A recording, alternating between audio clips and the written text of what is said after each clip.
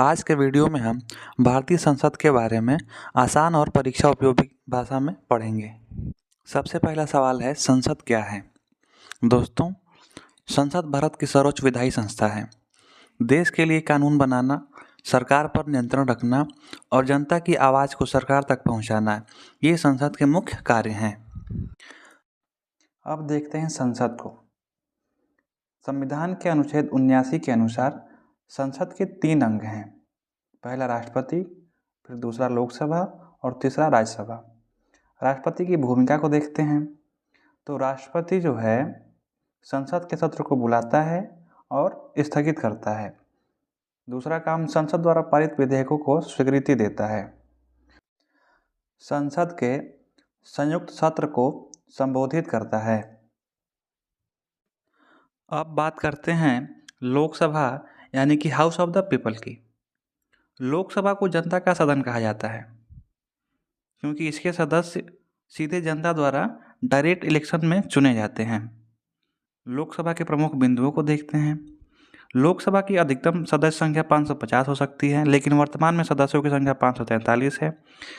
इनके कार्यकाल 5 वर्ष का होता है और लोकसभा के सदस्य बनने के लिए न्यूनतम आयु 25 वर्ष है। लोकसभा की शक्तियों को देखते हैं। धन विधेयक केवल लोकसभा में प्रस्तुत किया जा सकता है।